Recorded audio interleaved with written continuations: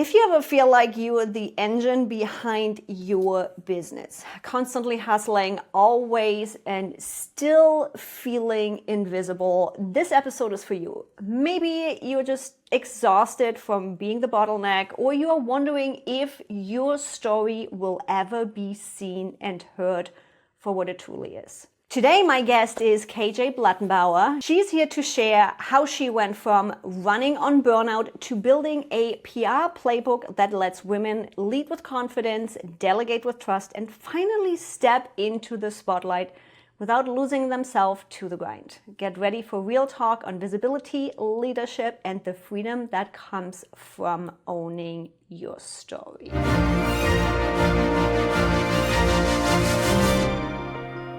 KJ, I am excited to have you today because it seems like behind the scenes in a lot of conversations that I've been having, a lot of us women struggle with this owning our story and thinking about PR, thinking about showing up, and thinking about your transition too.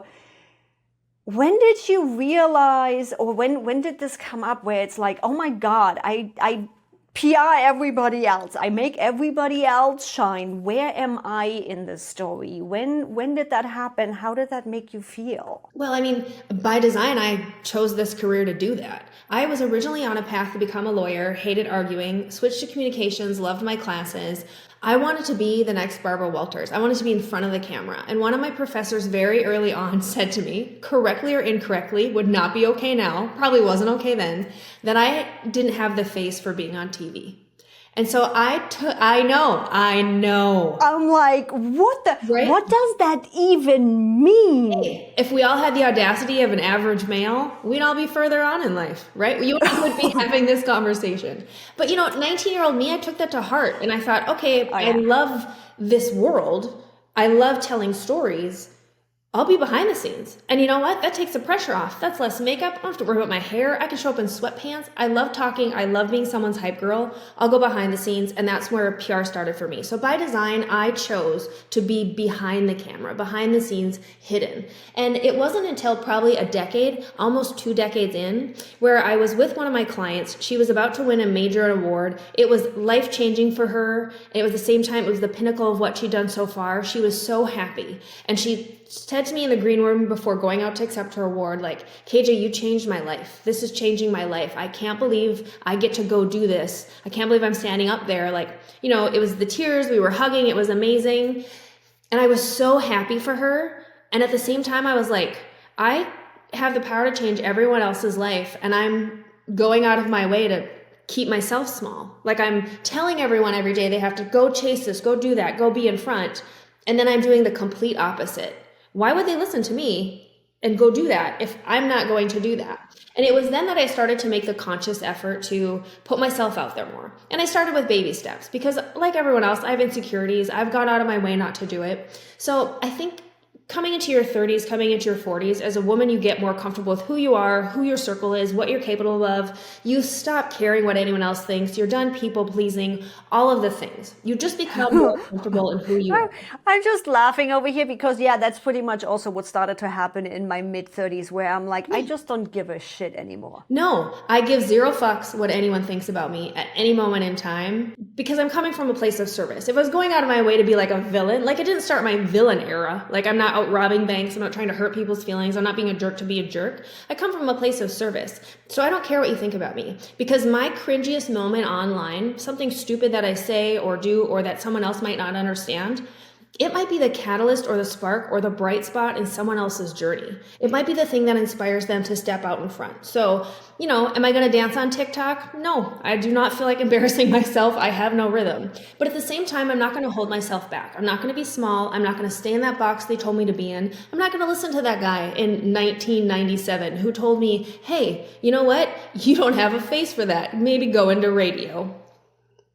So I think that's a lesson for all women. Just because someone told you that you can't do something, it doesn't mean you can't. Just because someone suggested something for you, no.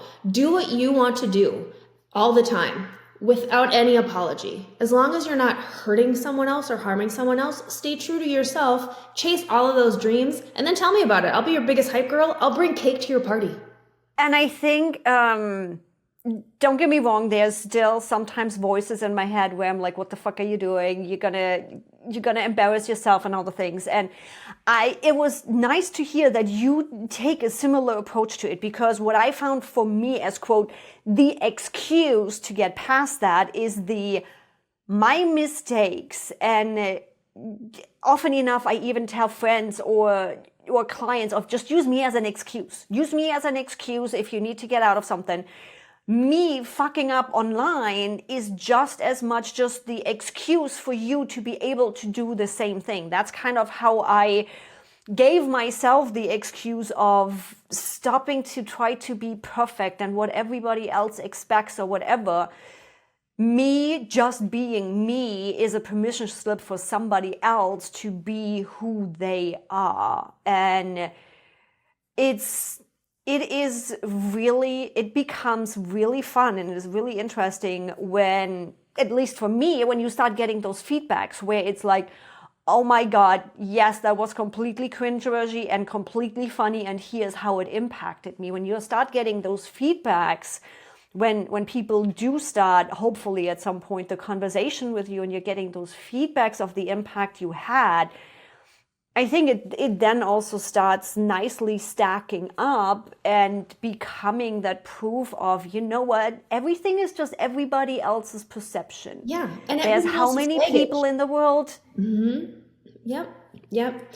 I have nieces now. I don't have kids. I have nieces. They are watching. They're always watching. Like I'm sure their mom's not going to let them listen to this podcast. I've dropped a couple F-bombs, but they're watching what I do. And if I'm worried about my weight, if I talk about my cheeks like they're chubby, if I'm picking at my food, or I'm only eating the junk food, like little eyes, little ears, I was watching. And I remember when I was a little girl, someone told me I can be anything I want to be when I grow up. And I took that to heart, like literally astronaut, princess, a pony. I could have been anything I wanted to. I believed them. And somewhere along the line, the world kind of beats you down, and it takes that confidence, and it makes you be you can be seen but not spoken, you're seen but not heard. Like, don't speak unless you're spoken to. Like, this is your role. Like, I think that's such bullshit, because truly, if you can't see a woman in the profession or someone that looks like you in the profession or the job you want, you think that's not available to you.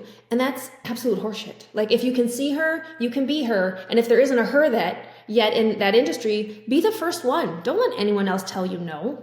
Oh, I came across, so I'm a student pilot too. So I came across a reel that AOPA had posted. So Private Pilot Association, they chose a Black female pilot to tell her story. She's like, we didn't have the picture out there that somebody like me could be this. And I'm like, oh my God, you guys are finally getting it. Now, being the first in something and being the one that gives others permission can be rough. And we already talked about that you do well with rejection, that you are, quote, immune to rejection. I would love to dive a little bit deeper into it, because you have an interesting take on it. You mentioned, and as everybody knows, I do questionnaires to meet my guests beforehand. You mentioned that you are looking at rejection as data. And I would love to dive a little bit deeper into this to maybe help some of our listeners and viewers to get a different perception on rejection. So how do you look at rejection, and what makes you, quote, immune to, like, girl, you're crazy, what the fuck are you doing on camera, when somebody tells you that? It's a mindset shift, right? Like, you're only offended if it's true. Like, if someone calls me an idiot, I'm only offended if I feel like an idiot. Otherwise I'm just like, oh, that person's a jerk. Like, you take them off the Christmas card list. But I think for me, rejection is data. No just means not right now, or not from that angle. I pitch hundreds of stories a week, thousands of stories a month. Editors and reporters get thousands, if not hundreds of thousands, pitches or reports a day, things that they should be covering. Newsrooms are small. There are only so many people at magazines. Like, it isn't one of the most populous or populously staffed industries, right? It's notoriously a few people not making great money, but trying to share the news of the world with us or creative things or teach us things. And so all that information going back and forth, they don't have time to read everything. So they're not going to respond to every email. Someone not responding to your email isn't a rejection. Like if my husband doesn't respond to my email, like then maybe you're sleeping on the couch. Hey, I'm pretty important. I should be top of your inbox. If the editor at the Wall Street Journal doesn't get back to me in 6 hours, he's busy, right? And I might have the greatest interview ever, but he's busy. So I follow up in 5 to 7 business days. I'll follow up with him. If I don't hear the second time, I'll follow up a third time, because until they tell me no, or someone says, why are you stalking me? Or I get an actual restraining order because I'm harassing someone, which has never happened in the history of public relations that I'm aware of. It just means it's not right now, or they haven't seen it, or it's not the right angle. And 9 times out of 10, a reporter's going to write back to you and be like, I don't cover this anymore. This doesn't fit for me. Maybe a different angle, or here's my peer you should be pitching this to. It's all just a learning point. In fact, I actually like a no, because for me, the not hearing back is, okay, I don't know if this hit. I don't know if you're busy. There's no closure there. Yes, awesome. Everyone celebrate. No, okay, recalibrate.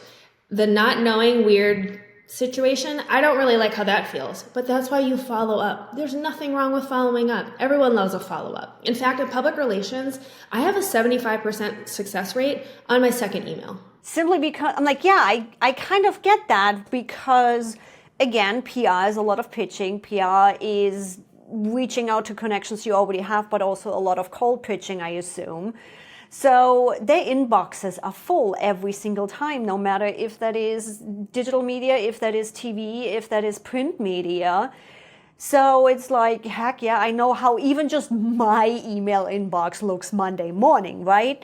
So I can see that just showing the interest of, hey, this is not just a one-time cold pitch. I'm here to help you. Because they're also just trying to, quote, do their job, right? When I was working with a local TV station, it's like the one on TV was literally everything, with finding the stories, developing the stories, and providing the stories on screen. It's like those people have like 5 jobs all in one. So you showing them, hey, I'm here. Yes, I'm working with you. Yes, I actually mean this. I don't know how many other agencies are actually following up on that one. No, I mean, and who knows? I mean, just think about it. This week I am slammed in the best way. It's holiday time. I have a second business. They're at holiday markets. My clients are kicking ass on the holiday gift guide list, on just launching on New Year, New You. I have my interior design clients already pitching for March and April publications. Like, we are rocking and rolling. I haven't even checked my email today, unless it's like scanning for someone that I'm waiting for on a deadline. I know I have deadlines I have to hit this afternoon for clients, and I will hit them, but no one is just sitting there waiting to see an email come through their inbox unless they know that email is coming. So I think there's this perception from people like, okay, I got up the nerve, I pitched this editor, and said editor is just sitting in their basement with nothing else going on, waiting for someone to just email them so they can write an article that's just shiny about you. You know what I mean? It's just it's almost a little self-centered to be so offended that someone didn't respond to your email right away. Ladies, if you are just listening to this episode right now, I know I'm repeating myself regularly. You should be watching, because you don't see my faces that I make. Because it's like I'm sitting here and I'm like, yeah, don't get me wrong. I was at one point in the same kind of ego of, do you know who you're talking to? Do you know how important I am? Like, look at me. I'm dressed like Steve Jobs, here to take over the world. And it's interesting, because what I invite my listeners, you know what, ladies, here's a fun thing for you.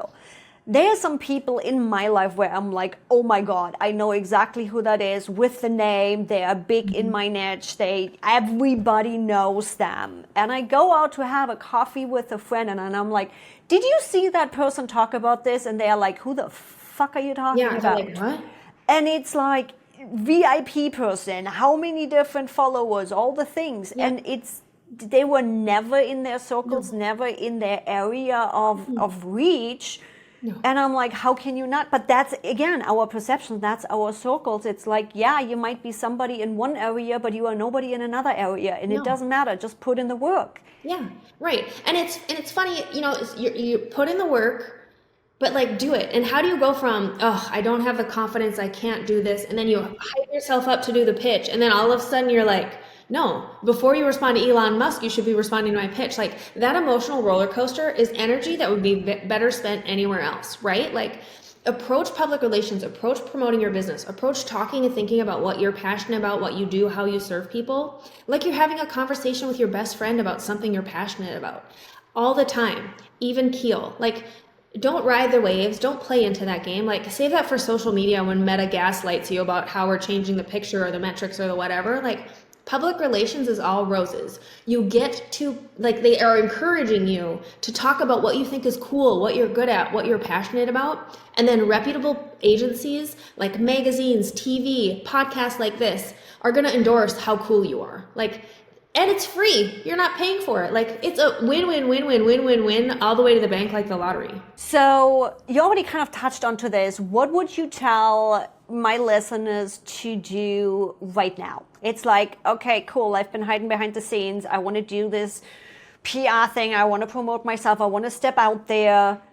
What do you think is the first step they should do? Is it really just like, quote, telling the story, or just go show up? Where does somebody start? It's like, okay, I'm done hiding. Well, first of all, you got to get your house in order, right? If you're done hiding, you got to get your house in order. So when I decided I was done hiding, the first thing I did was, what am I done hiding from? Like, what is my one true goal? And sitting down.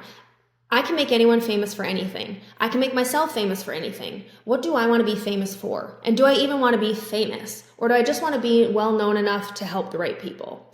I don't want to be famous. I want to be well known enough to help the right people. For me, it's more about the message and helping people from 0, 6 or 7 figures and beyond know that PR isn't sorcery. It's not magic. It's these very simple steps anybody can do for $0. That's my mission. That's my goal. So once that I know what that goal is, nothing keeps me from that goal. I don't say yes to anything that doesn't align with that goal. I don't add new products or services. I don't add new platforms. I don't dance on TikTok because I'm never going to dance on TikTok. But I also say no to things that don't align, because anything that isn't a hell yes, this is taking us towards our goal, is a hell no in my book. So the second thing that I did after I just truly sat down with, like, what do you really want to do with your life? What do you really want to be known for? After you've established that goal, you get your house in order. My website, my social media, especially my LinkedIn, my email newsletter, any third-party websites where I might be listed as a speaker, or if I'm promoting something, or if they have an author page for my book. Same messages across the board. So no matter where anyone lands when they Google me, it's the same bio. It's the same one sentence about what I do. And right now, because I want people to I want them to recognize my voice. I want them to recognize my face. I want to become a known person. I use the same headshot across the board, same imagery. And having all those things aligned, to some people it might seem boring, to others it might not be variety. No, it's authority, it's visibility. You have to touch people so many times before they recognize you. Use all of your platforms, use all of the things external facing, but also the first person, whether you're looking for a job, whether you want to be in the media, whether you're looking to get clients, they're going to Google you. And if they see you in one light on one platform and they see you in another light on another platform, you already have a trust issue, because that's just human nature. When it's not consistent, our bodies produce red flags. So consistency across, that's the first thing. And the best thing about that is it's going to take a person an hour, like 1 week, an hour. Get all your ducks in a row for your house. Make sure that it's all in line. Then set yourself a calendar reminder. Check it once a quarter. Like, this is not something you have to do every day. You don't have to learn it. No one's selling you a course. Like, you're not going to pay $9.97 and join a Facebook group and have an extra Slack channel. Like, no, just do it yourself while you're watching reality TV or having a glass of wine. I love the kind of smirky behind it, where it's like, yeah, you don't need another course. You don't need to join another Facebook. It's really simple. And it's been interesting because it sounds really simple, and that's one of the things I've been struggling so much with. However, I think we finally found this one thing. I think we finally found it. And I think I finally also got it into simple language. So I'm really happy about this. Because similar as you, right? I tested a whole bunch of things. I've done a whole bunch of things. And it's like, okay, what do I actually want to be known for? So I'm happy to know I'm on the right path. Now we just need to do a whole bunch of updating everywhere and all the way. And it's also for everybody listening that's like, cool, that's all public. It actually also helps behind the scenes. Because what I realized when I'm like, okay, this is what I want to be known for. This is what it is, which has changed for me from the ClickUp consultant. I'm like, the box doesn't fit anymore. It also helps behind the scenes. It helps me figure out, where do I want to spend my time? Where do I want to put my effort? Does this still serve my goal or does it not? And it saves me so much time. It saves me so much energy to be clear on that and just say no to things that don't align with it. And suddenly I have more time to talk with amazing women and really focus on the podcast because I dropped the other stuff off the back end. So it's a double help, not just PR, but also behind the scenes. Yeah. I think as women too, women can do anything. We can adapt to anything, We can use my dating life, my dating history as our case study right now, right? Like, growing up, you date all kinds of people. You can be with a jock and be sporty. You can be with a science guy and be a science nerd. You can, we're all going to date the musician and think we're his muse and just like the rock star life, right? Like, women can adapt to anything. And we can do it stunningly. Also, women can solve any problem. Like, if you are in a pinch, all you have to do is find a mom in some situation and she's got snacks, Band-Aids, something to clean that. She could probably sew you back into your dress. Like, no one is more efficient than women on all fronts. We can do anything we want to. The problem is that somewhere someone told us we can't do what we want or what we should do. And that's why I think for most people, trying to decide what you really want to be when you grow up, trying to decide what you really want to do with your life, you get one wild and crazy life. What's the thing that you want to do? What lights you up? I think that's the hardest thing for women. And I finally can say in my 40s, I wake up every morning. I love my life. I love my partner. He's amazing. But I know I love my dogs. I wake up every morning. I can do whatever the hell I want with whoever the hell I want, however the hell I want it until I'm done and I want to stop. And it is the greatest thing. And I wish 20-year-old KJ, I wish 30-year-old KJ, I wish someone had taken her aside. She probably wouldn't have listened, especially 20-year-old KJ. But I wish I would not have at that age. I wouldn't have. Hey, idiot, you can do anything you want to do. Who cares what these people think? Go do what you want to do. And also sleep in on Saturdays. No one needs to get up early for that. Best life. I'm living the best life. Girl, I feel that so much because I had a conversation this morning with a friend I'm staying right now, and he's like, oh my God, I'm just getting up at 9 a.m. And I'm like, I don't care. It's Friday morning. No alarm Friday. I literally chose, I do not have an alarm set on Friday. Friday is fluid. Screw everybody else. You guys do what you want to do. Friday is a no alarm day. And you know what? I get to make that decision. Yeah. I am the queen of my own life. Thank you. Welcome to my kingdom. And with that, if you ladies listening, watching, all the things are finally ready to step into being the queen of your life, remember to hit the follow button if you don't have yet. I have another couple amazing women coming. You also know you're going to find all of KJ's information right in the description everywhere you're watching or listening. KJ, thank you so much for joining. Oh my God, I always love having women on that know how to fucking curse and do not hold back because like every podcast episode is marked explicit for that reason. Thanks so much for coming on. And everybody else, I'll see you back in the next episode. Oh, thank you for having me.